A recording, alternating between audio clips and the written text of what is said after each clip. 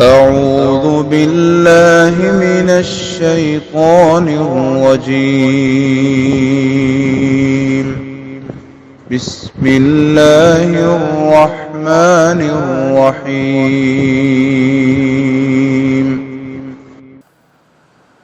السلام علیکم ورحمۃ اللہ وبرکاتہ۔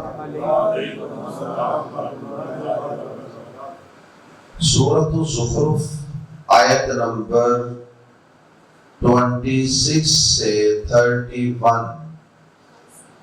ان الحمد للہ والصلاة والسلام علی رسول اللہ اما بعد۔ اعوذ باللہ السمیع العلیم من الشیطان الرجیم من ہمزہ ونفخہ ونفثہ۔ وَإِذْ قَالَ إِبْرَاهِيمُ لِأَبِيهِ وَقَوْمِهِ إِنَّنِي بَرَاءٌ مِّمَّا تَعْبُدُونَ إِلَّا الَّذِي فَطَرَنِي فَإِنَّهُ سَيَهْدِينِ۔ وَجَعَلَهَا كَلِمَةً بَاقِيَةً فِي عَقِبِهِ لَعَلَّهُمْ يَرْجِعُونَ۔ بَلْ مَتَّعْتُ هَٰؤُلَاءِ وَآبَاءَهُمْ حَتَّىٰ جَاءَهُمُ الْحَقُّ وَرَسُولٌ مُّبِينٌ۔ وَلَمَّا جَاءَهُمُ الْحَقُّ قَالُوا هَٰذَا سِحْرٌ وَإِنَّا بِهِ كَافِرُونَ۔ وَقَالُوا لَوْلَا نُزِّلَ هَٰذَا الْقُرْآنُ عَلَىٰ رَجُلٍ مِّنَ الْقَرْيَتَيْنِ عَظِيمٍ۔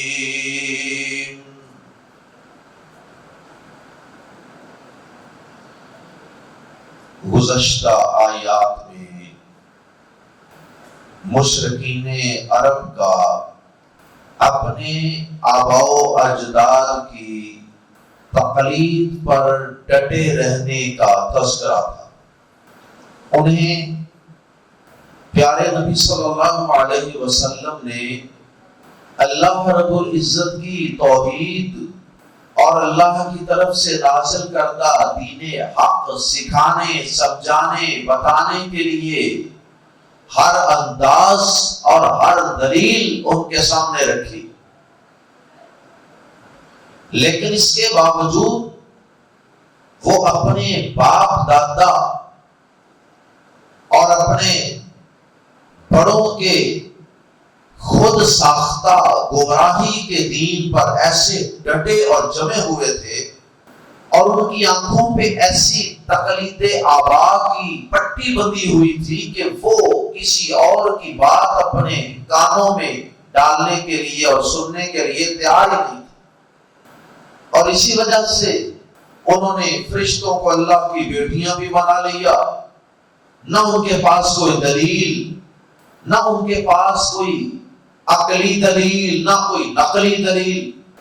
اب آیات زیر تفسیر میں اگرچہ گزشتہ آیات میں بھی اللہ رب العزت نے ان کی اس تقلید آباء کی روش کی زبردست تردید فرمائی، صرف انہی کی نہیں بلکہ ان سے پہلے سابقہ نبیوں کی قوموں کی تقلید آباء کی روش اور اس ہٹ درمی کی بھی اللہ پاک نے زبردست تردید فرمائی، اور اس تقلید آبا نے انہیں کہاں تک پہنچا دیا؟ اللہ رب العزت کے عذاب تک کا حقدار بنا دیا۔ یہ ساری باتیں گزشتہ آیات میں ہم پڑھ چکے۔ اب اسی تقلید آبا کی مناسبت سے اللہ رب العزت نے مکہ والوں کو ان کے بابا حضرت ابراہیم علیہ السلام کی مناسبت سے حضرت ابراہیم علیہ السلام کی سیرت طیبہ سے تھوڑا سا ان کے سامنے ایک منظر کشی کی ہے۔ ابراہیم علیہ السلام کا اللہ پاک نے ان کے سامنے اسوہ پیش کیا، کیونکہ قوم عرب ابراہیم علیہ السلام کو اپنا رہبر و رہنما اور اپنا پیشوا سمجھتے تھے، اور وہ اپنے آپ کو ابراہیمی سمجھتے تھے۔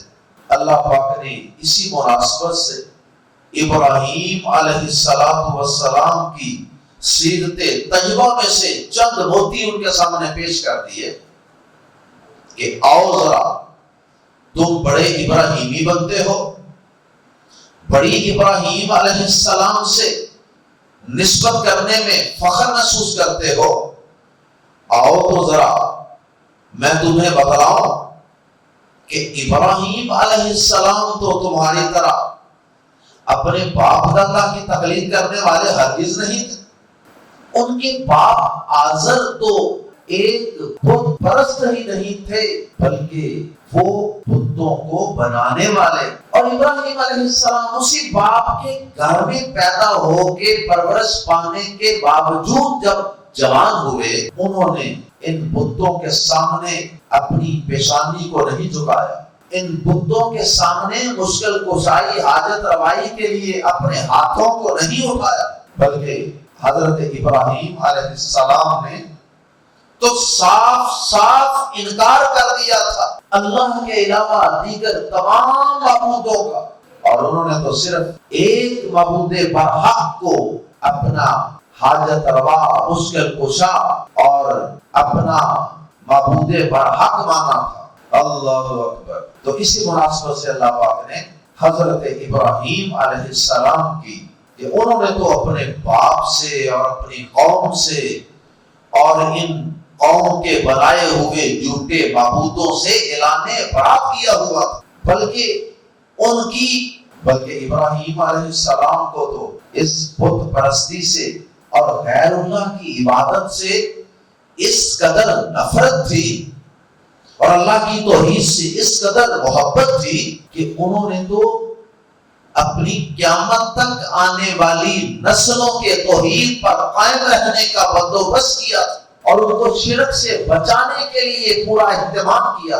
آئیے قرآن مجید کے الفاظ میں پڑھتے ہیں، سورۃ الزخرف آیت نمبر 26، وَإِذْ قَالَ، اور جب کہا ابراہیم نے علیہ السلام لی، اور جب کہا مراد یہ ہوتی ہے کہ اس وقت کو یاد کرو ذرا جب ابراہیم ہمارے بندے ہمارے پیغمبر ابراہیم علیہ السلام نے کہا لی ابی لی سے، اس سے کہا ابی باپ ہی اپنے، لی ابی ہی اپنے باپ سے، تم باپ دادا کے نقش قدم پہ چل رہے ہو، آنکھوں پہ پٹی باندھ کے، وہ صحیح ہے یا غلط، بس ہم نے انہی کے پیچھے چلنا ہے۔ اور ایک ابراہیم علیہ السلام ہے، انہوں نے باقاعدہ عقل، شعور، فہم و فراست، غور و فکر، ان صلاحیتوں کو استعمال کیا، اور اس کے بعد انہوں نے یہ سمجھا کہ میرا باپ اور میری قوم یہ غلط راستے تھے۔ وَإِذْ قَالَ إِبْرَاهِيمُ، اور جب کہا ابراہیم علیہ السلام نے لی سے ابیہ اپنے باپ، وقومہ اور اپنی قوم سے، اور جب ابراہیم نے اپنے باپ اور اپنی قوم سے کہا، کیونکہ ساری قوم ہی بت پرست تھی، ابراہیم علیہ السلام اکیلے ایک طرف ہے، پوری قوم اور ابا و اجداد سارے ایک طرف. کیا کہا؟ انا بے شک نی میں، انا نی بے شک میں، براءن بالکل بری. یہ براءن مصدر ہے، بریء بھی ہو سکتا تھا. بریء کا معنی میں بری ہوں، میں بیزار ہوں، میں متنفر ہوں، میں اعلان لا تعلقی کرتا ہوں. تو بریء کی بجائے براء مصدر استعمال کیا، اور مصدر استعمال کرنے سے بات میں زیادہ زور پیدا ہو جاتا ہے.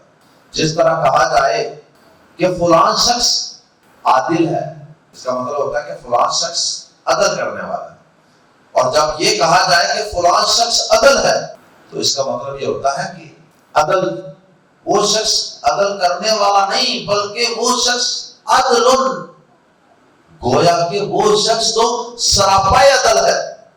یعنی گویا کہ عدل نام ہی اس کا ہے، اتنا وہ عدل کرتا ہے. تو جب مصدر استعمال کر لیا جائے تو پھر مبالغہ پیدا ہو جاتا ہے. اس لیے ہم اس کا ترجمہ کریں گے اننی براء، بے شک میں سخت بری ہوں، سخت بیزار ہوں، یا بالکل بری ہوں. اور یہ مصدر براء یہ واحد، جمع، مذکر، مؤنث سب کے لیے استعمال ہو جاتا ہے. میں بالکل بری ہوں، کٹ آف، لا تعلق، یعنی میں نہیں مانتا. کس سے بری ہوں؟ مما، من پلس ما، من سے ما جن کی تعبدون تم عبادت کرتے ہو، جن کی تم پوجا پاٹ کرتے ہو، جن کے تم سامنے جھکتے ہو، عاجزیاں کرتے ہو، دعائیں کرتے ہو، مانگتے ہو، نفع نقصان کے مالک سمجھتے ہو، نظریں نیازیں دیتے ہو جن کے نام کی. اننی براء مما تعبدون، بے شک میں ان سے بالکل بری ہوں جن کی تم عبادت کرتے ہو. الا سوائے اس کے، الذی جس نے فطر پیدا کیا. فاطر، اللہ تعالیٰ فاطر السماوات ہے. الذی فطر جس نے پیدا کیا، نی مجھے.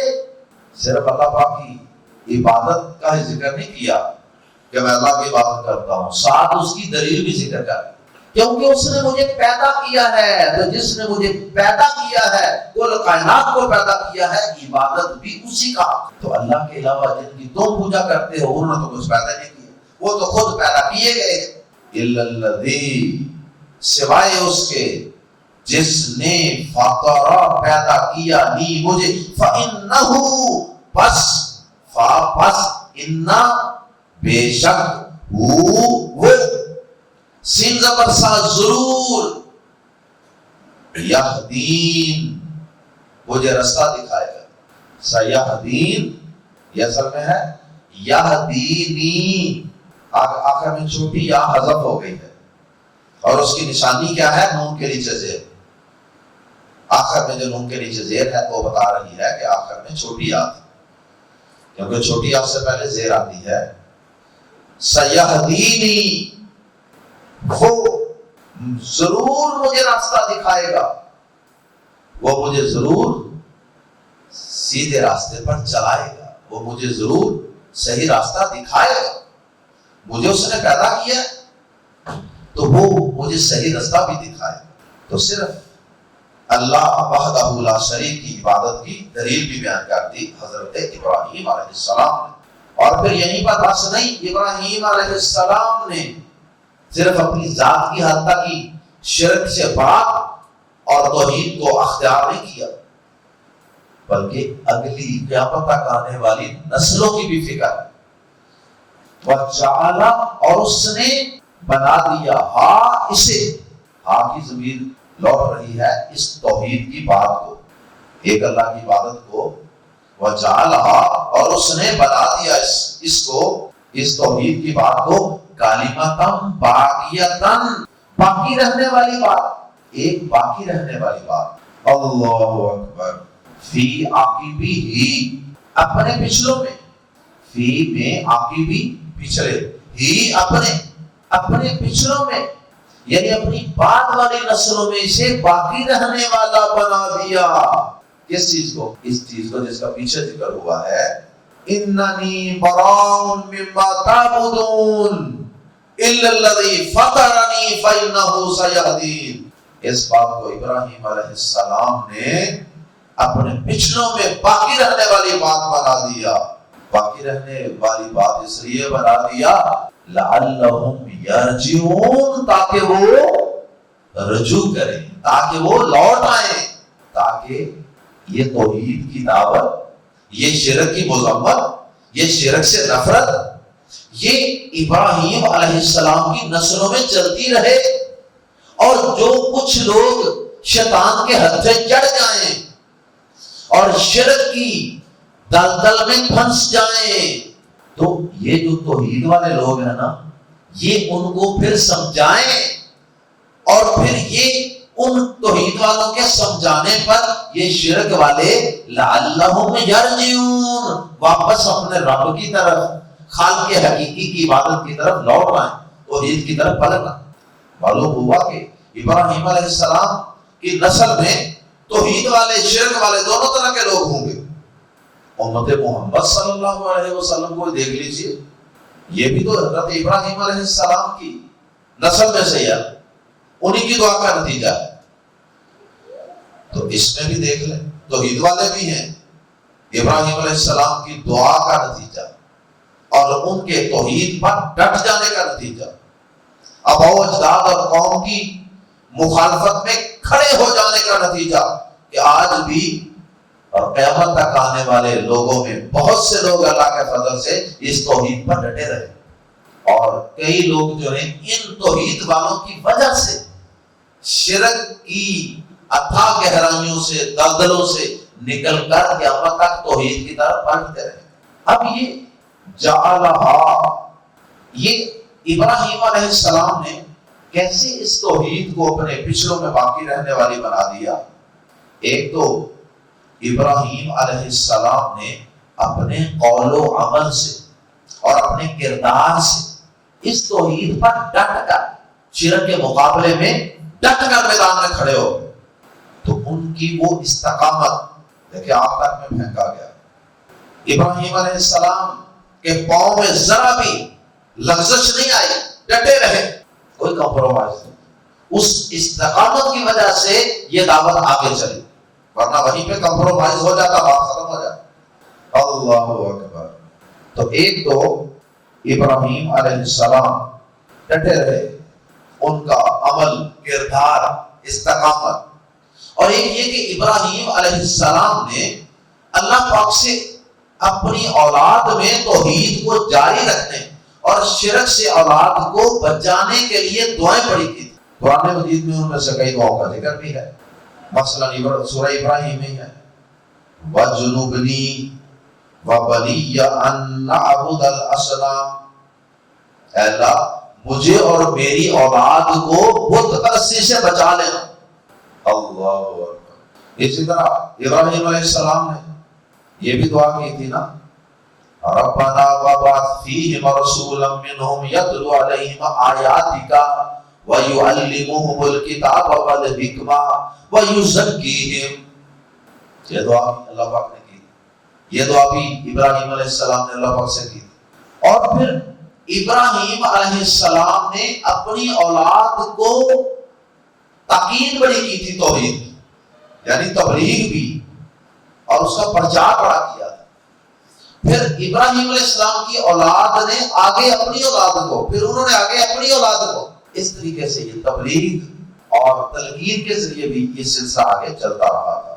جیسے سورۃ البقرہ آیت 132 میں ہے وَوَصَّى بِهَا إِبْرَاهِيمُ بَنِيهِ وَيَعْقُوبُ یا بنی ان اللہ اصطفیٰ لکم الدین فلا تموتن الا وانتم مسلمون۔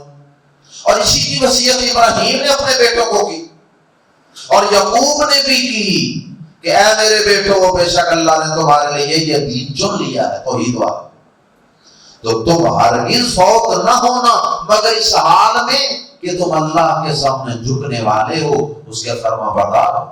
تو کئی طریقوں سے ابراہیم علیہ السلام نے اس دعوت توحید کو اپنی پچھلی نسلوں میں، اپنے بعد آنے والی نسلوں میں باقی رہنے والی بات بنا دی۔ کلمۃ باقیۃ بنا دی. تو یہ ابراہیم علیہ السلام نے بنا دیا. بعض مفسرین نے یہ بھی کہا کہ وجعلھا،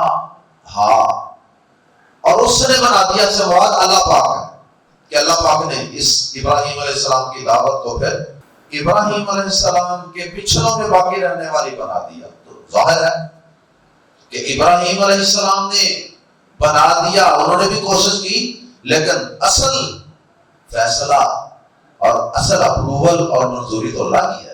ابراہیم علیہ السلام نے بھی بنایا، انہوں نے بھی کوشش کی، لیکن اللہ پاک نے بھی بنایا کہ اللہ پاک نے ابراہیم علیہ السلام کی ان دعاؤں کو قبولیت سے نوازا. ابراہیم علیہ السلام کی ان کوششوں کو، اس استقامت کو اللہ پاک نے شرف قبولیت سے نوازا. تو اللہ پاک نے بھی اس کو باقی رہنے والی بنا دیا. ابراہیم علیہ السلام نے بھی دعوت توحید کو باقی رہنے والی بنا دیا پیچھے رہنے والوں میں لعلہم یرجعون، تاکہ اگر کوئی ان میں سے شرک کی طرف چلا جائے تو وہ رجوع کرنے والے بن جائیں توحید کی دعوت دینے والوں کی وجہ سے. اب سوال یہ تھا کہ کیا پھر ابراہیم علیہ السلام کی آل اولاد میں کچھ لوگ توحید والے ہوتے رہے اور کچھ شرک والے ہر دور میں، تو کیا وہ شرک والے واقعی لعلہم یرجعون کے تحت کیا وہ سارے پلٹتے رہے؟ تو جواب یہ ہے کہ سارے تو نہیں پلٹتے رہے، لیکن اللہ پاک نے ایک سامان تو پیدا کر دیا نا کہ اگر وہ پلٹنا چاہے تو توحید والے دعوت دیتے رہیں گے، اور کئی لوگ جن کی قسمت میں ہدایت ہوگی وہ پلٹتے رہیں گے، اور کچھ لوگ جو اللہ تعالیٰ نے ان کو دنیا کا بال و بقا دیا ہے، دنیا کی نعمتیں آسائشیں دی ہیں اور دنیا کو دارالامتحان بنایا ہے، وہ اس امتحان میں پھنس جائیں گے اور شرک کے اندر ہی وہ پھنسے رہیں گے اور اسی پر مر جائیں گے اور نبیوں کی مخالفت پر ڈٹ جائیں گے. کہیں گے کہ نہیں جی یہ نبی تو جادوگر ہیں، یہ کتابیں جو ہیں یہ انہوں نے خود ہی بنا لی ہیں، اور اس قسم کے اعتراضات کر کے وہ شرک میں پھنسے رہیں گے اور جمے رہیں گے. جیسا کہ اگلی آیات میں ذکر ہے. سوال پیدا ہو سکتا تھا کہ کیا سب لوگ پلٹے؟ جواب یہ ہے کہ جی نہیں، سب لوگ تو نہیں پلٹے. تو کیوں نہیں پلٹے؟ فرمایا بلکہ میں چاہتا تو سب بھی پلٹ سکتے تھے، لیکن میں نے دنیا کو دارالامتحان بنایا ہے، اختیار دیا تھا جو پلٹنا چاہتا ہے پلٹ جائے، جو نہیں پلٹنا چاہتا نہ پلٹے. بل متعت، بلکہ میں نے متعت، بتاؤ الحیات دنیا، لفظ آتا نا بتاؤ، تھوڑا سا عارضی ساز و سامان، تو یہ وہی لفظ ہے، اسی سے ہے یہ. بلکہ متعت، میں نے برتنے کا تھوڑا سا سامان دیا. ہاؤلائی، انہیں، وآباءہم، اور ان کے باپ دادا کو، یہ جو مکہ والے ہیں نا، انہیں اور ان سے بڑے پیچھے جو ان کے باپ دادا گزرے، ان کو میں نے برتنے کا، استعمال کرنے کا تھوڑا سا دنیا کا ساز و سامان دیا. حتیٰ یہاں تک کہ جاءہم، آ گیا ان کے پاس، الحق، حق، ورسول مبین، اور کھول کر بیان کرنے والا رسول، وہاں سے حق بیان کرنے والا رسول آ گیا. قرآن حق آ گیا، وحی آ گئی، قرآن آ گیا، اور رسول مبین آ گیا، کھول کر بیان کرنے والا رسول بھی آ گیا. وَلَمَّا جَاءَهُمْ، اور جب آیا ان کے پاس الحق، حق، قالوا، انہوں نے کہا ہذا، یہ سحر، جادو ہے. اللہ اکبر. دنیا کی آسائشوں میں، دنیا کی رنگینیوں میں، دنیا کی نعمتوں میں ایسے مست ہوئے کہ وہ ابراہیم علیہ السلام اپنے باپ ابراہیم علیہ السلام کے رستے کو بھول ہی گئے، ان کی قربانیوں کو، ان کے آگ میں پھینکے جانے کو، ان کے اپنے باپ آزر کے مقابلے میں کھڑے ہو جانے کو، قوم کو، پوری قوم کے مقابلے میں اکیلے میدان میں ڈٹ جانے، جم جانے کو، توحید کے لیے قربانیاں دینے کو بھول ہی گئے اور دنیا کی رنگینیوں میں مست ہو گئے. وَلَمَّا جَاءَهُمُ الْحَقُّ، اور جب ان کے پاس حق آیا، قالوا، تو انہوں نے کہا ہذا سحر، یہ جادو ہے. یہ نبی تو آیا تھا اپنے بابا ابراہیم علیہ السلام کی دعا کے نتیجے میں؟ تو انہوں نے اس نبی کو کہہ دیا ھذا سحر، یہ جادو ہے، جادو۔ جب اس نبی کی دعوت پر بہت سے لوگ جو بت پرستی کرنے والے تھے، شرک کی اتھاہ گہرائیوں میں گرے ہوئے تھے، ان پر جب قرآن نے اثر کیا تو یکا یک ان کے عقیدے بدل گئے۔ تو انہوں نے کہا کہ یار عقیدہ بندے کا کیسے بدل سکتا ہے؟ باپ دادا کا عقیدہ کو بندہ کیسے چھوڑ سکتا ہے؟ یہ یک دم 180 کے زاویے پہ یہ لوگ بدل گئے ہیں، جو یہ محمد صلی اللہ علیہ وسلم کے پیچھے چل پڑے ہیں۔ تو یہ کام تو بظاہر ممکن نظر نہیں آتا۔ لگتا ہے کہ اس نبی کے پاس، اس محمد کے پاس کوئی جادو ہے، جادو، صلی اللہ علیہ وسلم۔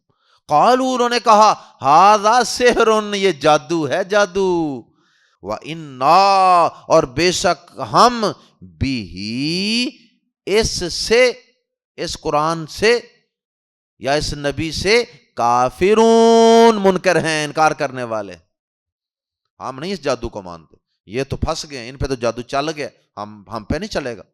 پہلے اعتراض کیا تھا قرآن پہ، اس کلام پہ، جس کلام کو، قرآن کو سن کے بڑے لوگ متاثر ہو جاتے اور راہ راست پہ، راہ توحید پہ آ جاتے، باپ دادا کا جھوٹا دین، گمراہ عقیدے چھوڑ دیتے تھے، اس کو انہوں نے جادو کہا۔ اور اب صاحب قرآن پر اعتراض۔ پہلے تو کہتے تھے نا کہ کوئی بشر تو رسول ہو ہی نہیں سکتا، کوئی رسول ہوتا تو کوئی فرشتہ آتا۔ تو جب قرآن مجید نے بار بار واضح دلائل دیے کہ بھائی پہلے بھی تو نبی آتے رہے نا، ابراہیم علیہ السلام وہ بھی تو بشر تھے، موسیٰ علیہ السلام آئے، عیسیٰ علیہ السلام آئے، وہ بھی تو بشر تھے، اور بھی بے شمار دلائل دیے، تو اب یہ کہنے لگے اچھا چلو جی، اگر بشر بھی آنا تھا رسول، تو یار کم از کم کوئی مکہ میں سے، طائف میں سے، یہ دو بڑے شہر تھے نا، ان دو بڑی بستیوں میں سے، ان دو بڑے شہروں میں سے، العیاذ باللہ ان کی ایسی گھٹیا سوچ تھی کہ ان کے نزدیک مال و دولت کو اور دنیاوی سٹیٹس، چودراہٹ، سرداری کو بڑی اہمیت۔ وہ کہتے یار اس میں بڑے بڑے سردار قسم کے لوگ بھی ہیں، بڑے مال و دولت والے، ویل سیٹلڈ لوگ بھی ہیں، ان میں سے اللہ تعالیٰ کسی کو نبوت اور رسالت کے لیے منتخب کرتا۔ بھلا یہ شخص جس کے پاس کوئی زیادہ مال و دولت بھی نہیں ہے، کوئی دنیاوی اعتبار سے کوئی سٹیٹس کو بڑی چودراہٹ بھی نہیں ہے، تو اللہ تعالیٰ نے بھلا اسی کو نبوت اور رسالت کے لیے اور قرآن نازل کرنے کے لیے منتخب کرنا تھا؟ العیاذ باللہ، ایک انتہائی اعلیٰ کردار کا مالک شخص، اعلیٰ، اجلے اور پاک اور صاف اور دھلے ہوئے دل اور نفس کا مالک شخص، اس کے مقابلے میں وہ مال و دولت والے لوگوں کو ترجیح دے رہے، دل کے سخی کو چھوڑ کر مال و دولت کے مالک لوگ جو ہیں، جن کے دلوں میں چاہے بخل بھرا ہو، مال و دولت کی اور دنیا کی ہوس بھری ہو، ان کو ترجیح دے رہے ہیں۔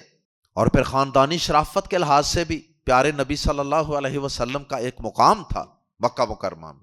تو بس یہ ان کی حماقت اور بے وقوفی تھی، ان کا جو دماغ کے اندر جو سٹینڈرڈ والا پرزہ تھا نا، معیار والا، وہی غلط۔ وقالو، اور انہوں نے کہا، لولا، کیوں نہ، لولا، کیوں نہ، لو کا ویسے معنی ہوتا ہے اگر، لیکن لولا اکٹھے آئیں تو کیوں نہ، وائی ناٹ، نزلہ، اتارا گیا، نازل کیا گیا، ھذا القرآن، یہ قرآن، علی رجل، کسی شخص پر، سمجھنے کے لیے رجل کے ساتھ آخری لفظ کو ملا کے ترجمہ کروں گا جو آیت کے آخر میں ہے، علی رجل عظیم، ایک عظیم شخص پر، ایک بڑے آدمی پر۔ اور بڑے سے مراد ان کی میں نے بتا دی، ان کا سٹینڈرڈ معیار کیا تھا، مال و دولت کے لحاظ سے جو بڑا ہو نا اس کو وہ عظیم سمجھتے، یا سٹیٹس، چودراہٹ، دنیاوی جاہ و جلال۔ لولا نزل ھذا القرآن، کیوں نہ نازل کیا گیا یہ قرآن، علی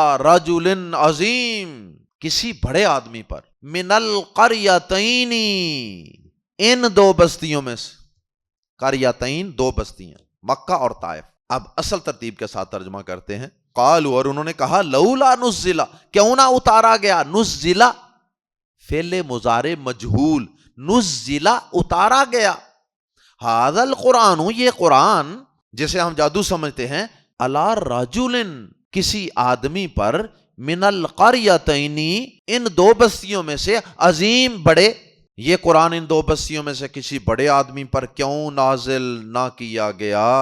اب اللہ پاک نے ان کے اس بڑے سطحی سے اور بڑے بودے سے اور بڑے کمزور سے اور بڑے فضول سے اعتراض کا کیا جواب دیا؟ انشاءاللہ پڑھیں گے اگلی آیات میں۔